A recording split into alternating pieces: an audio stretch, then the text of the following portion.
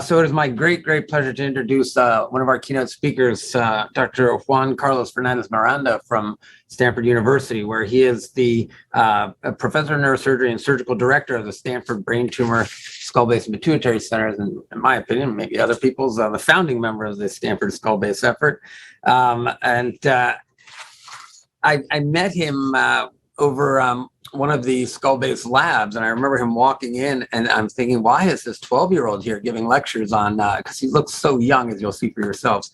But I rapidly came to realize that he is a tremendous surgeon. You get to see everyone's videos and their cases. We tend to show our worst cases when we do those courses, so it was really fascinating to see some of the things that he's tackled. And he really is truly a spectacular surgeon, and that's because he trained with one of my heroes, Al Roten. In fact, he mentions that Dr. Roten used to say that what we need to do as surgeons is make our neurosurgery gentle, accurate, and safe. And that's actually a great description of Juan Carlos himself, Dr. Fernandez-Miranda. He really is gentle, accurate, safe, and really as a human being and as a surgeon. He did his training. He went to medical school actually at Complutense University of Madrid. You'll notice the unusual name of that school. It's a very famous school. It actually the university was founded in 1293 in the town of Alcalá de Henares, which actually is a town that's has an Arabic name. Alcalá just means citadel in Arabic, and that was from the Moors who took the town over in 700. Before that, though, it was called Complutense, and Complutense is the Latin for, actually it was called Complutum, and that's the Latin for the confluence of rivers. The actual motto, believe it or not, of that school is Libertas Profundet Omnia Luce, meaning freedom will flood everything with light. This is part of my ongoing effort to prove that 7 years of high school Latin weren't completely wasted. But it was started as a freestanding university, and probably the first freestanding university in the world. Think about it, in 1293. And later on, actually, the Pope, one of the popes in the 1400s, declared through a papal bull that any degree awarded at Complutense University would be recognized throughout all of Christianity. So that's where he started. So Dr. Fernandez-Miranda has that going for him. And after that, he did his training at La Paz University, where he did his residency. And this is true as well. He was actually, when he graduated, won the prize for the best resident best medical resident in the country, not just in Madrid. And that is the Sanitas Prize, which is also a Latin word in case you've stopped following along. And then after that, he came over here, came to the U.S. and worked in Dr. Roten's lab for a few years, where he did tremendous dissections, tremendous work, learned a lot, and from there went on to do a cerebrovascular fellowship at UVA. And then the thing that really changed his life, I think, is after Dr. Roten was working at the University of Pittsburgh, along with Carl Snyderman and Paul Gardner, and the whole team up there, and Amin Kassam, and that whole team, where he learned a lot about transnasal endoscopic surgery. And so from there, and he was there on faculty after that fellowship, just to make you realize exactly how good he was, winning a coveted faculty spot at Pittsburgh. And then in 2018, he was tapped to head out to Stanford to become their director of skull-based surgery. So that was much to Stanford's gain. But as I said, he really is a tremendous surgeon, a tremendous person, and a friend. And so it was really a great honor to introduce one of the real leading lights of neurosurgery in the world, and that is Dr. Juan Carlos Fernandez-Miranda. So you can take it over, Juan Carlos.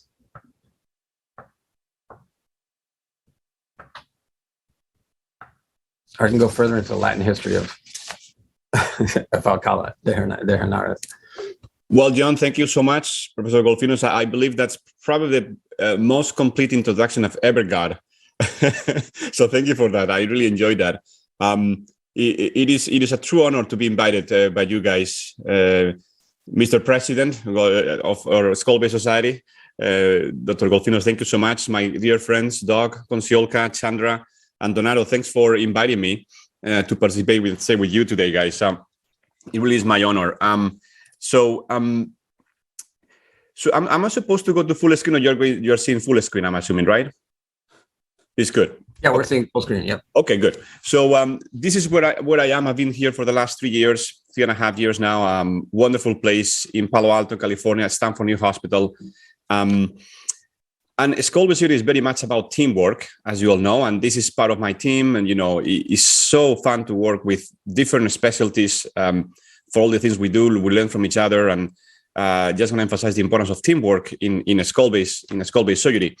And at the same time, and as John very well mentioned, I've been strongly influenced by Professor Roton, and I try to continue his legacy. And we have our laboratory in Stanford where we keep training fellows, and we aim to do the best possible dissections, and we try to contribute to the field and have the opportunity, give the opportunity to young, neurosurgeons that want to learn and become better surgeons through lab work. You can see some of the work that has been done by my fellows in the lab with this 3D modeling of phenomenal, beautiful dissections. As Professor Roton used to say, we want perfect dissections, but we want to do perfect operations. If you ever wonder why the dissections are so wonderful in Professor Roton's lab, because we strive for perfection as we do in surgery as much as we can. I'm going to talk to you today about endoscopic endonasal transcavernous surgery, and I subtitled it as Method to Madness because it's a bit crazy to go into the cavernous sinus, and for many years it was thought to be, unattainable or crazy, too many complications. But I want to show you that there is a way to do it relatively safely and effectively. As John very well mentioned, endoscopic endonasal surgery, it truly is, in my opinion, a generational paradigm shift in skull-based surgery. And I was extremely fortunate to join the Pittsburgh group early in 2008, and I stayed with them 10 years. And with this pioneering group and group of innovators and early adopters, we aim to really push the field forward. And I do think that endonasal has really made a shift in how we do and practice skull-based surgery. For example, I want to show you my cases for the last 3 years at Stanford, showing not just the growth, but especially the heavy role of endonasal in a skull-based practice, in a heavy skull-based practice. About 2/3 of the cases I do are endonasal, the other third are open. If we exclude, for example, pituitary tumors, is maybe 50-50. So it's still endonasal. It's not just pituitary tumors. There's many more pathology beyond that. And key for the modern skull-based surgery to incorporate advanced endonasal skills. And if we look at the skull base, we traditionally divide the skull base in anterior, middle, and posterior. We all know this, but we sometimes forget the concept of central skull base. And I think we incorporate again the concept of central skull base. We can understand why endonasal skull base really is so relevant. If we look at the skull base from the front, you see everything that is between the carotid arteries here. And, it's not just the pituitary, everything that is around the pituitary, the carotid arteries, the trigeminal nerves laterally, brainstem in the back, optic nerves above, foramen magnum below, or jugular foramen, everything in between. This is central skull base. And this is the most difficult part to access through an open transcranial approach, because we have to, go through brain, through or around brain, around nerves, around vessels, while endonasally, we have a direct access to this central skull base. So when I look at cases, I try to decide, well, is this a central skull base tumor or is this more anterior, lateral, posterior? Because it's going to depend very much on this regional classification on what type of approach I'm going to use. And I illustrate with a very recent case I did last week. Really challenging, very giant cranopharyngioma, as you see here. Patient with many symptoms as expected. But when I look at a case like this, is of course a true challenge. Well, am I going to do all open or all endonasal? So I'll try to strategize for this case, and I see, well, there is a component definitely that I know I can do better in endonasal, which is, all the component in the, this went crazy. Sorry. All the component in the supracellular space. And towards the third ventricle, I think I can do better endonasally, while all this anterior skull base I can do better open, and this lateral I cannot do endonasal, I need to do open. So then sometimes we actually combine approaches. In this case, I just did a transcranial transition approach, terminal approach, let's say, and then an endonasal approach at the same time. Sometimes we do it in stages, sometimes we combine, depending on a number of factors. But this strategy actually worked really well for this. It's a near complete resection, and patient actually did get better. So it really changes the way we approach cases. If we're going to focus on cavernous sinus surgery, of course, also endonasal versus open, when to do one or the other. Many of us have our own heroes, and Professor Evandro Oliveira was one of mine. And it was from him who I learned that there is actually a method to madness, which is going to the lab and learning the anatomy and then going back to the OR. This is dissections and operations that were done by him 25 years before and a while ago, and showing how to do this approach to the basilar artery and posterior craniodectomy, transcavernous, really complex operation. But it's through working in the lab that you can achieve this level of complex skills for these cases and apply them. And I did learn how to do these open skull-base approaches for open skull-base tumors, of course, and like that complex meningioma, we have to do our skull-base approach, combine the different surgical techniques to get into this tumor, and then get a good resection applying traditional skull-base techniques. But we want to go further, and we want to see what can we do endonasally for these cavernous sinus tumors. We know how to approach this open, but can we do better endonasal, or how can we do better endonasal? So when we look at cavernous sinus anatomy, through open approaches, we talk about triangles. Many of you remember, those different triangles between cranial nerves. But when we go work endonasally, those triangles do not make sense or the same sense anymore. We talk about compartments around the carotid artery, because it is the carotid artery what defines the different spaces when I'm working the cavernous sinus, and is the first structure I encounter working endonasal. So we described this years ago where, if you look at the horizontal cavernous carotid, you can have a compartment, venous space above, which is the superior, or another one that is below, inferior, or posterior, behind the carotid right here. So now I have three different spaces. Then we have lateral, which is the number 4. And these spaces help me in surgery to identify structures. It complements the NOS classification that, as you know, it is a radiological-based classification. It's not an anatomical classification. And it's important, of course, but as surgeons, we need to understand also the anatomy within each compartment. For example, in the superior compartment, we describe how if you access above the horizontal carotid, you're going to enter into what corresponds to the oculomotor triangle. And you're going to find the third nerve running laterally, but it's still protected by dura. And you have a key landmark, which is the intercranial ligament. Things that actually we see in surgery all the time when we work here. And we use this as key landmarks in the operation. In the posterior compartment behind the carotid artery, I find 6th nerve in there. 6th nerve as it enters the Relos canal. And I sometimes find, the petrosphenital ligament behind, and I can see the ostium of the inferior petrosal sinus. Again, landmarks that help me get oriented in surgery. Inferior compartment, I go a bit more lateral and below the carotid. And I know I can find the 6th nerve as we go laterally into the cavernous sinus. And I sometimes even find sympathetic nerve fibers in here.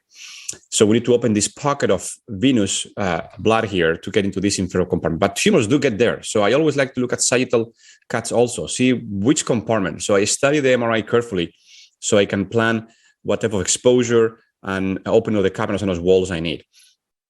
And even lateral. Sometimes tumors grow between the carotid and the lateral wall of the cavernous sinus. And when they do that, they create a corridor for you that you can sometimes access, although this is the area where it is more risky for the cranial nerves, especially for the 6th nerve. But sometimes it's indicated to be a bit more aggressive, especially functional tumors when they invade this lateral compartment. So for many years, we applied this in Pittsburgh and we learned and we did, we had better results doing these pituitary tumors. But some years later, what I think was a really breakthrough in our understanding of this cavernous sinus was this description of the medial wall of the cavernous sinus, which really has evolved and influenced a lot of the cases we do. This is based on understanding the dural layering on the cavernous sinus. And as you all know, in the cella, we have 2 layers of dura. We have an outer layer of dura, and then we have an inner layer. So 2 layers here. And in between, there can be a venous plexus. But as we go laterally, these 2 layers of dura, they separate from each other, they diverge. And this creates the cavernous sinus, precisely the venous cavity of the cavernous sinus. So you have an anterior wall that is single layer and a medial wall here that stays with the pituitary gland that is single layer. So when we started looking at this medial wall, we found all these ligaments here. These are just, fibrous attachments that go from the medial wall to somewhere else in the cavernous sinus, usually to the carotid, in fact, and we studied these ligaments in the laboratory. We described this very important one up here that is called the carotidocranial ligament. It has fibers that go around behind the carotid, in front and behind the carotid artery, towards the anterior cranial process, and they form, as you see here, like a roof for the cavernous sinus. And all this here is the cavernous sinus cavity, and separates the cavernous sinus cavity from something called the clinoidal space that is above, and therefore we call this the ventral proximal dural ring, because delimits the cavernous sinus itself from the clinoidal space above, and it defines the clinoidal segment of the carotid artery right here. And importantly, this represents a very strong attachment of the medial wall of the cavernous sinus. So as you will see in cases shortly, there are sometimes very robust attachment of the tumor to the carotid via this ligament. So understanding this really helps removing those tumors. And behind this carotidocranial ligament, we have that intercranial ligament that we talked about before, starting to get into the oculomotor triangle. There is another very important ligament because it's almost universal. It's very common to find it. Is the inferior paracentral ligament, and it's very important because it's the first one we find when we open the anterior wall of the cavernous sinus, and because it's a key landmark for the inferior hypophyseal artery that is located just behind. And one of the fears I always have going to the cavernous sinus is avulsing this inferior hypophyseal artery from the wall of the ICA, creating significant arterial bleeding. So I always like to find this already early, so I have good control of it. There are other ligaments, posterior, superior, that are not so common, but there are other ligaments, and we put all this together with phenomenal medical illustrator here, and you see this drawing captures all this key anatomy in a very realistic fashion. We have these two layers here. This inner layer has this ligament attachment around the carotid artery towards the clinoid process, the CCL or carotidocranial ligament. There's this robust inferior paracentral ligament here with inferior hypophyseal behind. So now we have this anatomy. And why is this important? How can we use this? So based on this anatomy, we describe a technique to remove the medial wall of the cavernous sinus. As you know, there are tumors, especially functional tumors, Cushing's disease, acromegaly. They can invade this medial wall selectively. And if you don't remove it, you cannot cure this patient. So based on this anatomy, we describe this step-by-step technique. The technique of the medial wall removal was first, as far as I know, described by the great Oldfield, with a phenomenal experience in Cushing's disease and parallel. And you can see his nice diagrams here. And he was using the microscope. When I was at UVA, actually had a great opportunity to watch him operate many times. And he was a masterful surgeon with a microscopic technique. And you could see him, his technique is, however, limited by the tool he was using, the microscope, because you don't have enough visualization. So his description of the medial wall of the cavernous sinus, while very original and innovative, it is, from my point of view, at this point, a bit outdated and primitive, because it doesn't account for a lot of the anatomy we are learning and for the expanded visualization we get with the endoscopic tool. So in brief, if we have a tumor that we are removing, sometimes we find that there is a remnant of tumor in the medial wall of the cavernous sinus. Sometimes a large remnant, sometimes it's a small one. So let's say we have a small one. So the first thing we do is, with a dissector, we try to find this plane of bifurcation, of separation between the two layers of the dura, between anterior wall and medial wall. And it's usually relatively easy to find an entry point right here. You can start more medial, you can start more lateral. That depends on the anatomy, configuration of the carotid. It doesn't really matter. What matters is that you find a safe entry point into the cavernous sinus. So once you do this, of course, you get venous bleeding, but that's easy to control. It's low pressure bleeding. Then we use this right angle knife that we open the wall widely. And I really like to open it well, because if you open it well, you actually can see the carotid directly. And to me, it's very important to see the carotid. If I don't see it, I don't feel comfortable working inside the cavernous sinus. All I care is about not injuring that carotid artery, so I have to see it. So once I open, in spite of the venous bleeding, you can actually see the carotid. You can use a Doppler, but then you start seeing anatomy, the inferior paracellus ligament that you probably have to transect. You have the inferior hypophyseal artery. I like to cut it. And then along the border of the posterior clinoid, right here, we detach the medial wall. The medial wall turns around and becomes the posterior wall. So we separate it right here. And then we start transecting it just flush with the posterior gland along the posterior wall. And then we curve towards the CCL up here, the carotid ligament. And this ligament has usually a number of fibers as you go deeper.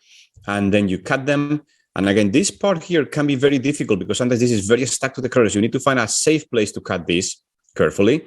And then finally, you just detach the medial wall completely and remove it. And at the end, you have a picture where you're seeing the posterior clinoid naked and then the carotid artery completely exposed right here. And then an empty cavernous sinus for the most part with no tumor. So that is the anatomy that is key for this technique. So I'm going to show you a number of cases. This young girl, a 15-year-old, presents with Cushing's disease, severe Cushing's disease, as you see.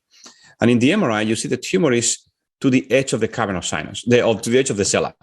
We go to the sella first, and we found some tumor poking off the wall, but the wall is very thick. I realized there is tumor in the wall. So I opened the cavernous sinus.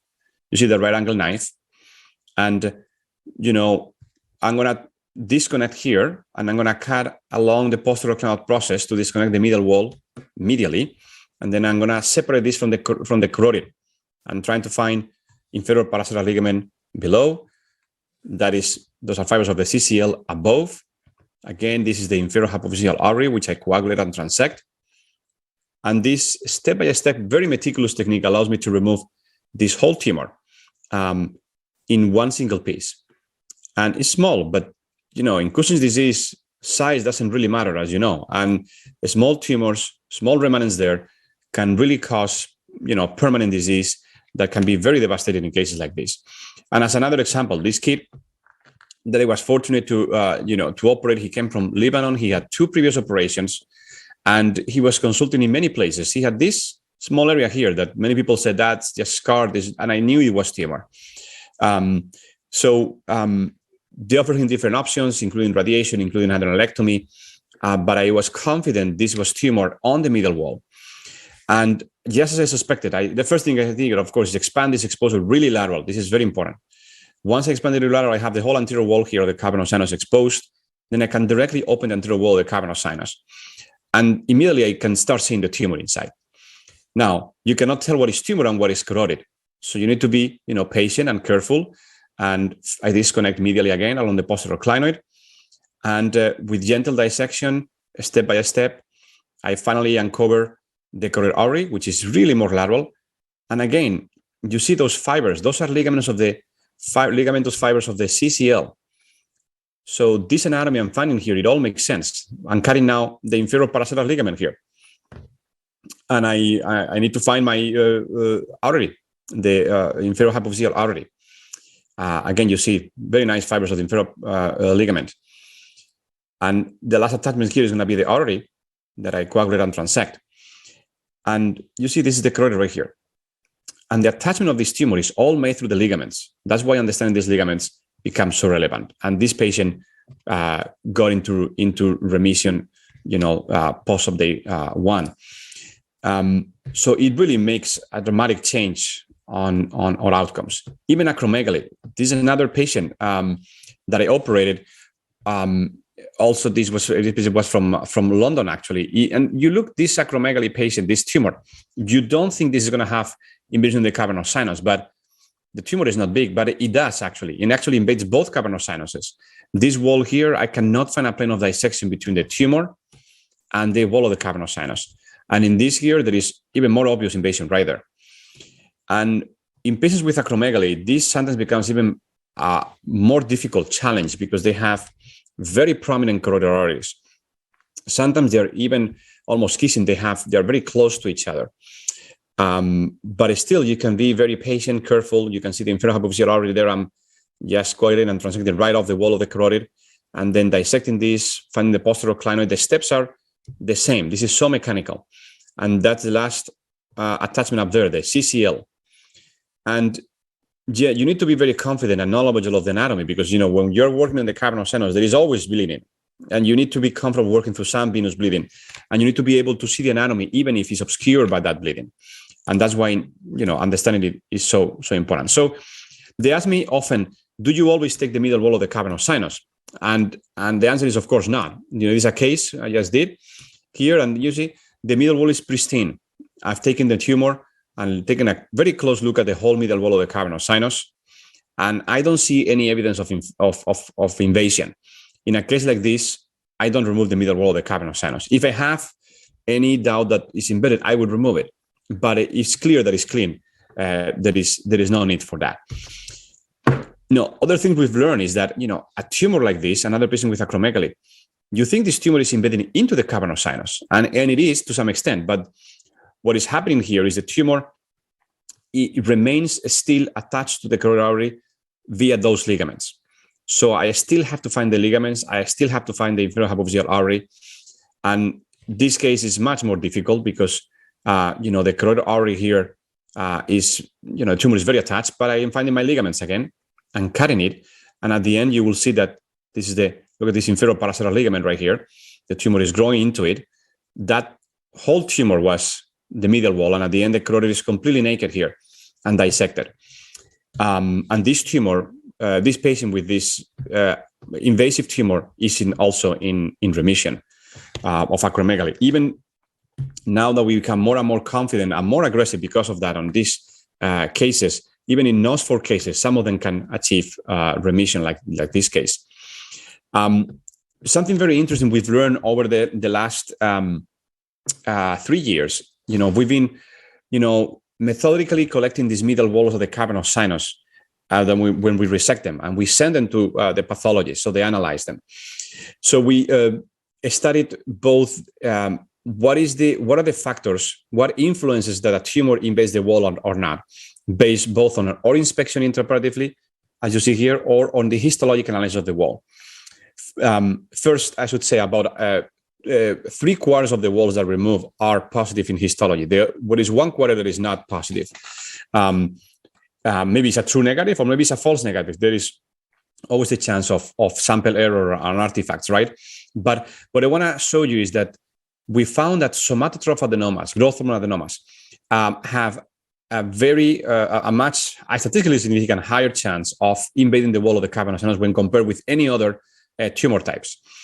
And this actually makes a lot of sense in what I've seen over the last few years taking these patients, operating on these patients. Patients with acromegaly, they have very invasive tumors. Even small tumors can be invasive in the wall of the cavernous sinus. This is very unique of acromegaly, to the point that the nose grading system for patients with acromegaly does not really work that well, because if you look, there are grade 0 tumors that can invade the wall of the cavernous sinus just by touching it. There are more than half of the grade 1s were invading the wall of the cavernous sinus. And all grade 2, 3, and 4s, of course, were invading the wall. All grade 2s were invading the wall of the cavernous sinus. This is unique of growth hormone adenomas, and something that is not, I don't think it was known clearly before. And we are reporting, hopefully now, soon. So you see here how we are, in these 3 different examples of a wall that is not invaded, a wall with some invasion, and a wall that is grossly invaded, and the different histological samples here that we do, and how we correlate intraoperative inspection with histological analysis of these walls. We've also seen that there is a huge impact on the outcome on these patients. My own surgical series, and when we were in Pittsburgh, our remission rates were about 50 to 60% for acromegaly patients, and it was a source of frustration. Why, we cannot get better results? And you see, even in this meta-analysis, this is common. Between 50 and 60% is the usual remission rate. But in the last 30 consecutive patients, our remission rate is 93%. And it's because all these cases that are invading the wall and we are removing the wall, it has a huge impact on outcome for acromegaly, to the point that I'm doing more and more patients with residual disease or with recurrent disease, most often residual disease, operated somewhere else, for example. This is a case from out of state, and they left the tumor in the cavernous sinus, which is a common thing. Here, always the debate is, do we keep medication? But often patients are not well controlled on medication.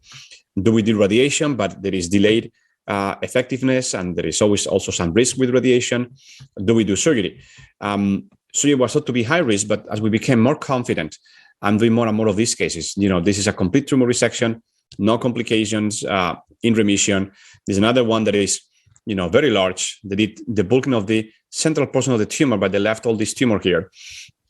And the tumor then descended here and is in the cavernous sinus, actually both cavernous sinus, and is in the supracellular space. We removed all this tumor. Another patient from out of state in remission. Also, this one is actually an international patient from Israel that I did actually this past week. And then you see this large tumor in the cavernous sinus that he left also. And we did a resection. I don't have numbers yet, but it was a complete, clean, nice resection. I'm certain he's going to be in remission. Now, of course, you need to ask, what is the cost or the price of doing this at the expense of what complications? And, because I've been extremely careful doing these cases, I take the time I need to really resect these tumors. And there are some times where, you cannot get a clean plane of resection, and whatever is left, you have to coagulate with the bipolar. And still, those patients can get good result. We'll see in the long term. But I am, again, being very meticulous with this technique. I haven't had any single case of IC injury. In fact, I haven't had an AC injury, thankfully, in the last decade. But I'm ready for it because it's going to happen. Of course, when you do this type of surgery, you always need to be prepared for that. But is this being very meticulous on how you proceed to prevent this carotid injury? But also, of course, the concern is always double vision or injury to the nerves.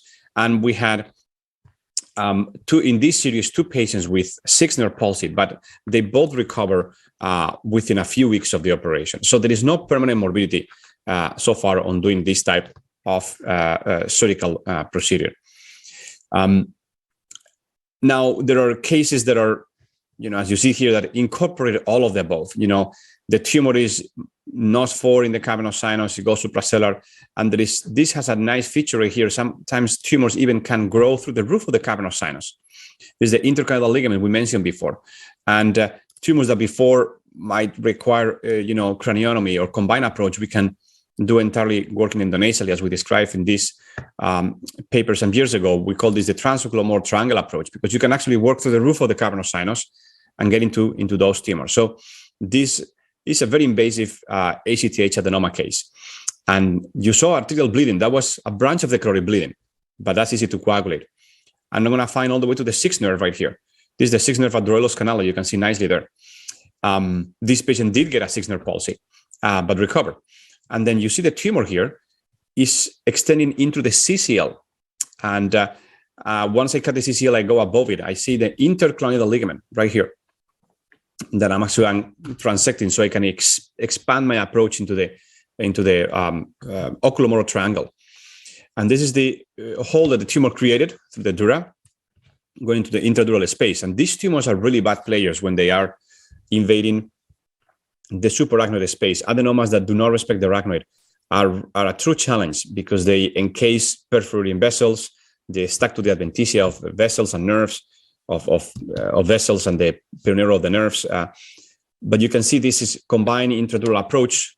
When the tumor has suprarachnoid invasion, you have to do a cystenal exposure to really dissect the tumor safely. You see the 3rd nerve entering the oculomotor triangle.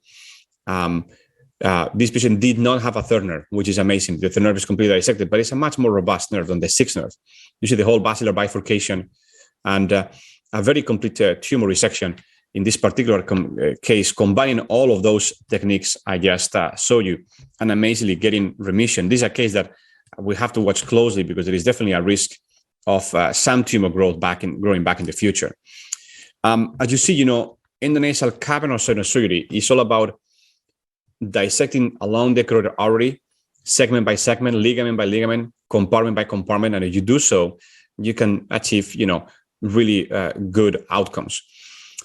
In addition to cavernous sinus, and I'm going to dedicate the last few minutes to, illustrate how we can apply this to other pathology. And in these illustrations that we're putting together here, we have so much detail of the anatomy. We started up here with the ligaments in the cavernous sinus. You see the paraclavial carotid artery, the Medial canal. I want to show you this landmark here, which is the foramen lacerum. I'm going to show you the importance of that. But also, we described some years ago this transcavernous approach to go to the posterior clinoid. And this transcavernous approach, posterior clinoidectomy, step by step, where the ligaments are also very relevant, has become really important for chordomas and chondrosarcomas. This is the equivalent of what Evandro described, many years ago, of that transcavernous posterior clinoidectomy to go to the basilar, but this is the reverse way. Is going endonasal to the posterior clinoid through the cavernous sinus. And as we said, this is very relevant for chondroid tumors. You see a chordoma right there that is affecting the mid-clivus, and then we're in the Dorellos canal, the sixth nerve is being dissected right here. And then there is tumor inside the cavernous sinus. So we open the cavernous sinus, the anterior wall, and we see our ligaments. We cut the ligaments and we see the tumor inside, and we remove the tumor and remove the posterior clinoid on the other side, remove both posterior clinoids. And that way we can get a very nice complete resection of this tumor that is embedded in both cavernous sinuses. And again, the key is to understand how to go through the cavernous sinus to get to the tumor and the posterior clinoids. And as we said, the last key piece of anatomy that I'll show you today, that has been really very relevant also for my practice for many of these tumors, is this concept of the pterygoesphenoidal fissure right here. This is between the floor of the sphenoid and the pterygoid bone. And the key of this is that you follow it, you get all the way to the foramen lacerum. We have the Vidian to help us there, but this landmark is better because it's medial. And it takes you right onto the carotid, because exposing the carotid here in the foramen lacerum is often a key step in our operation for, again, chordomas, chondrosarcomas. This case, as you see here, this is a young guy, American in Thailand, and that came to Stanford for treatment. He consulted several places, and to my surprise, they were thinking this was a schwannoma because the patient presented with V2 numbness. If you just look one cut, it looks like schwannoma perhaps, but you see the tumor so clearly extends into the petroclavial fissure. This is pathognomonic of chondrosarcoma. There is no other tumor that does this, going into the petroclavial fissure like that. So we found the pterygoesphenoidal fissure, as I showed you there, and we exposed the whole carotid. The whole cavernous sinus is exposed. And, this patient that was proposed to have a transcranial approach for this chondrosarcoma, you can absolutely do it. But I do personally think it's a mistake. Going endonasal is so much better, because going open is not just about the craniotomy. It's not about the temporal lobe manipulation and the risk of that. Do you have the whole trigeminal nerve on your way? So you see we're cutting the inferior hypophyseal and some ligaments there to get access, mobilize the carotid completely. And coming from lateral, all here, this is the trigeminal nerve branches are here. And if you come from lateral, these patients do get trigeminal neuropathy post-op with an open approach, and they don't get that endonasally. So going endonasal, you can get a complete resection as we did here. Even we drilled the petrous bone all the way to the internal acoustic canal almost. And the patient had just no side effects. He had a bit of sixth nerve for a couple of days that completely resolved. He's intact, and a complete tumor resection as you see there. So definitely a game changer for chondrosarcomas. The endonasal approach is definitely, in my opinion, superior than an open approach. And another case, even more extreme case, because this case has a lot of intradural extension. This one I hesitated a little bit more whether to do it endonasal or not, but being chondrosarcoma is in the petroclavial fissure gives me this an enormous corridor to get into the tumor. But in this case, I actually combined with this contralateral transmaxillary approach we also described, is a nice adjunct to these approaches. Just doing a sublabial approach, unilateral, you can go contralateral and get enhanced exposure of this area. So in this case, we were able to, again, there you go. You see the whole carotid is exposed here, and we're removing there is the petrous apex, the petrous bone. You see the tumor there comes quite easily. Of course, you have to really mobilize the carotid artery and be comfortable with that. But with the contralateral transmaxillary approach, I can build the whole petrous apex. And now I can go intradural and remove all this tumor and see the sixth nerve up there. And you see how thin the sixth nerve is. The patient presented with a sixth nerve palsy. that I hopefully will improve. And here we see a complete tumor resection of this patient. So as you see, cavernous sinus surgery. Still, I do most meningiomas through an open approach, but it's because they extend lateral more than medial. But of course, adenomas, chondroid tumors are ideal for endonasal surgery. There are some exceptions or some other potential examples. This is just to finish, as we started with a craniopharyngioma. This patient had this many previous operations, actually 5 previous operations, radiation actually 3 times. And the tumor kept growing in the cavernous sinus. This is a patient in the area, treated at a different hospital. And they were doing just, partial resections of the tumor all the time. And craniopharyngiomas, they are often very rebel. No matter how aggressive you are with surgery, they come back in spite of being aggressive sometimes. But so here we did an endonasal approach. And this patient had a complete Turner palsy. So his eye was closed. So in this case, I really didn't care much about preserving cranial nerves. So I went full force. I went very aggressive. And I work on both sides of the cavernous sinus, as you will see. I'm opening now, lateral to the carotid artery into the lateral compartment of the cavernous sinus. I'm working both ways, but I'm trying to preserve the carotid for the most part. It's narrow, I suspect, because of radiation-induced damage to the carotid wall, 3 times radiation, but it still has flow on it. So we did this resection, but there is probably some tumor left here, a little of the distal ring. So this patient did really well, but 2 years later, presented with another recurrence right here. I suspect growing from the dura. Craniopharyngioma can grow from the dura of the distal ring in here. So at this point, we decided we need to be aggressive. So we went open with that radical resection, with bypass, cavernous sinus exenteration, and we just basically removed the whole cavernous sinus and all the dura, all the lining around it, just to hoping that we can cure this patient. And now he's a year off surgery. So I'm hoping that he'll remain clean with no tumor recurrence. Just to finalize, it's important, especially for the younger audience, that it's so important to respect the learning curve. You just cannot see a talk like this and go back and start being a cavalier and go into the cavernous sinus without enough knowledge. So you need to respect the training curve, the learning curve. Recommend going to the lab. Of course, fellowship training is so important for acquiring expertise. As you will see, as you've seen, I truly believe endonasal approach is a paradigm shift in skull-based surgery that's so relevant today. And it illustrates very well the concept of central skull-based versus anterior, lateral, or posterior. And I hope I was able to show you effectively some key anatomy of the cavernous sinus, the compartments, the ligaments, the walls, and how these improve outcomes for adenomas, and also how it also helps to perform aggressive removal of other tumors like chondroid tumors, and finally how combining approaches sometimes is the way to go. Although this looks a bit crazy, there is a method to this madness. Thank you so much.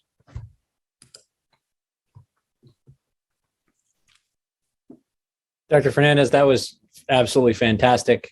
Really great talk. Thank you so much. There's a question here that's up for you. How do you identify the 6th nerve on your transcavernous sinus tumor resections? I think maybe what they're referring to is not just anatomically, but are you also using stimulation and neuromonitoring for it? Or is there a specific landmark that you like to use? Yeah, no, I of course, I use EMGs, electrical stimulation during surgery. Every time I believe I'm going to be exposed or close to the nerve, I do use it. And I believe it's useful, no question about it. And also, it may have some prognostic value too on estimating whether the nerve is going to recover or not. That being said, I rely much more on the anatomy than on the stimulation for the 6th nerve. But I do use both. I didn't go into it, but it is something that we're publishing hopefully in JNS soon, which is the what we call the petrosal process of the sphenoid sinus. It's a piece of bone that is a slope of bone just behind the carotid artery that I use as a landmark to find the 6th nerve in the Dorellos canal. Looking forward to seeing that. Is in terms of stimulation thresholds, is it similar to what we see in terms of facial nerve stimulation as far as what you use for prognostic factor? No, it's not, and well, not that I can tell. I don't think it's very well studied, and it deserves a prospective study. For the sixth nerve, I actually, for example, usually start at 2 milliamps, stimulant really high. Wow. Because you first want to know whether you are close. Once you are close and you are actually touching the nerve, you can go as low as 1 or 0.2. But I'm not aware of any study that has correlated the amplitude with the function post-op. It's not like facial nerve. It's not so well studied by any means. Right. And it seems like it's also much more sensitive too. Yes. Well, thank you very much for taking the time out today to speak with us. This was really fantastic. Thank you so much. Hope you guys have enjoyed a good meeting.